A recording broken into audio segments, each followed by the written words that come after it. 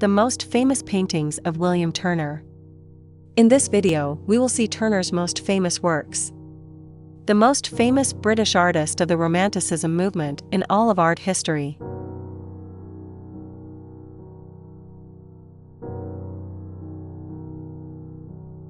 The Fighting Temeraire tugged to her last berth to be broken up. Artwork by William Turner from the year 1839. This is one of the most important works by William Turner according to his compatriots, almost 200 years after its creation, and according to the artist himself. Indeed, this work is the perfect romantic painting for several reasons, but above all, because of its enormous symbolic load. Turner talks to us with this old ship about to retire about the passage of time and that all glory days come to an end, making way for new generations. In the painting we see the ship the Temeraire being towed to a dock to be scrapped.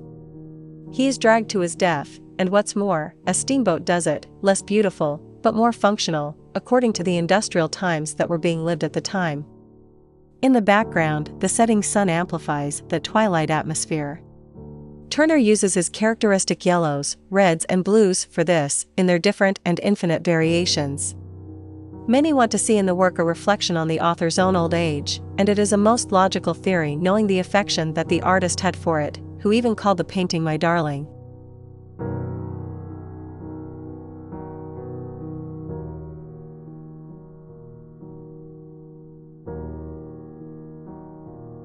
Landscape with a river and a bay in the background. Artwork by William Turner from the year 1845. It seems that we do not see anything, the topography does not matter. But Turner perfectly captures the atmosphere, the lights and the colors of this landscape. His spirit. Because along with his hated constable, Turner was the landscaper. The artist was already an institution and he retouched the painting just before the exhibition at the Royal Academy surrounded by admirers, curious and academics, who witnessed with horror how the artist spat on the canvas, blew the pigment and used his hands. A creative process that elevated him to the category of legend. They were his last years, and the master reached such a degree of abstraction in his work that he had to place nails so that his paintings would not be displayed upside down. Fast and impasto brushstrokes, which make this romantic painter not only the forerunner of Impressionism, but also of abstraction and informalism. Although probably today, the painter would not win one of those awful Turner prizes, baptized in his name.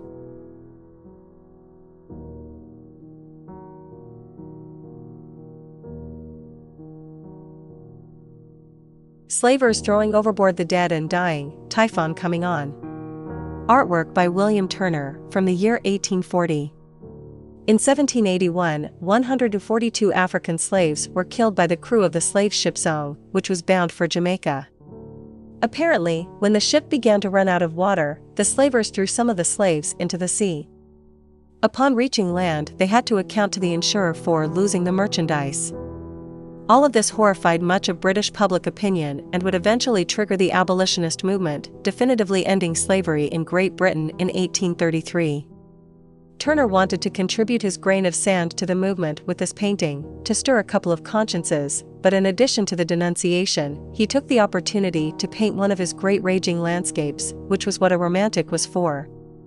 The painter of the unleashed elements of the climate shows the atrocity in the middle of the storm with just a few shackles and hands that struggle not to sink, and a wild sea from which the infamous slave ship tries to get away.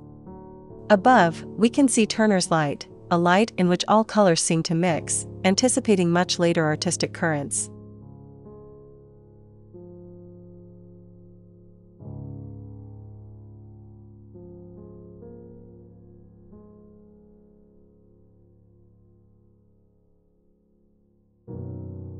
Staffa, Fingal's Cave. Artwork by William Turner from the year 1832. William Turner traveled to Scotland to illustrate Sir Walter Scott's poetical works. He traveled by steamboat to the remote island of Staffa, described by Scott as one of the most extraordinary places he has ever seen. Staffa was famous for its violet-grey basalt formations and its enigmatic cavernous spaces such as Fingal's Cave, an object of pilgrimage for romantic tourists. Half of England had that romantic traveling fever to get to know exotic places, and if it was possible to live some adventure to feel alive. Indeed, the trip was not boring at all. Turner had complications of the most romantic. The ship was caught in a wild storm and the painter saw how the sun was crossing the horizon, piercing the rain cloud, angry. A moment between terror and beauty that Turner saw as an unrepeatable opportunity to capture what he knew how to do best, romantic landscapes in which the human being is reduced to what he really is, a trifle. The encounter between the human being, symbolized by the steamboat, and the unbridled forces of nature is portrayed here in the style of Turner, and the work was a great critical success. Also at that time Felix Mendelssohn, the quintessential romantic musician, premiered Isles of Fingal, the ideal complement to contemplate a painting that achieves, or at least tries to, imitate the miracle of nature.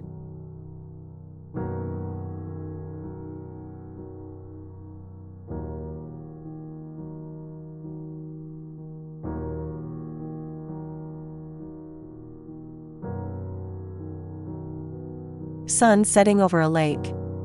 Artwork by William Turner, from the year 1840. I did not paint it to be understood, but because I wanted to show what such a show looks like, was William Turner's forceful response to criticism of one of his last works. This could well have been the object of the misunderstanding of his contemporaries, and it is not surprising, since Turner, especially in his last period, defies the laws of representation. With his works, the academicists entered into the wrath of the proselytizer, and even his greatest defender and admirer, John Ruskin, doubted his last paintings. But Turner, immersed in the delirium of genius, would not abandon his research on light and color, a path that would lead him to abstraction. As we can see in Twilight over a Lake, where only a point of light in the distance hints at a sunset, the rest is color, light, and atmosphere. Absorbed and enraptured by nature and art, Turner did not wait for the visit of the muses. He worked tirelessly in search of the perfect representation of nature and, as he himself said, of the expression of such a spectacle, which led him to paint avalanches of snow, storms at sea, mist, sunsets, shipwrecks. Manifestations of nature that did not seek to overwhelm man due to their immeasurable scale, but rather due to their overwhelming force, enveloping us in the light generated by atmospheric phenomena. The abandonment of figurative representation towards abstraction will allow him to be more faithful to the outbursts of nature, and surely to his own. It is said that he acted with impetus on the painting, sometimes with the brush, the palette knife or his hands, tearing it, bending it, and even some spitting is mentioned. A long and amazing path in which the thousands of drawings and sketches have a lot to do with it, and the open-air watercolor technique, watercolors that sometimes look like oil paintings. He reflected in painting what Goethe theorized in his book Theory of Colors of 1810 and that the painter read in 1843, leaving notes by which we know his approval of said theory. A sample of how two geniuses reach the same point from different disciplines, one through the verb, the other through color. Turner's paintings do not need more explanation than their direct observation, allowing us to be captivated by the color, by their atmosphere, and appreciate the traces of his brushes, or his spatulates, which on some occasions recall Rembrandt's technique, as do the golden, reddish and brown tones of this twilight.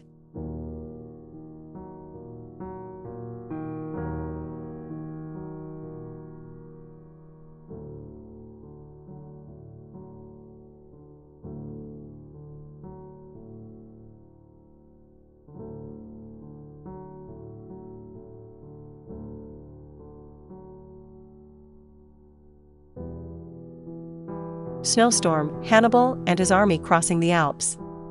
Artwork by William Turner, from the year 1812. With the excuse of a historical scene, Turner paints a masterful storm. In one of the letters written in his own handwriting still preserved, Turner explains the creation of this work. On the way to one of his many trips to Europe, he was surprised by a great storm at sea. He, as fascinated as he was by such a phenomenon of nature, instead of hiding in his cabin until the waters calmed down, asked the crew to tie him with a rope to the mast so he could observe and enjoy the experience.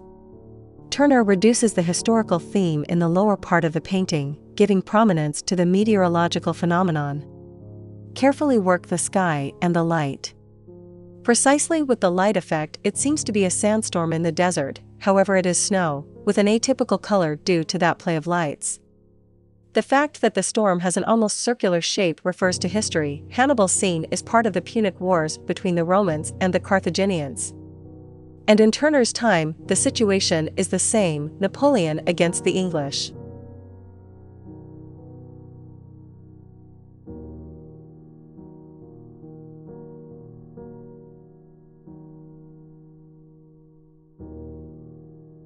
That was all for today's video. Tell us what you thought, and if you liked it, please give us your subscription and your like. This way you support the art community on YouTube.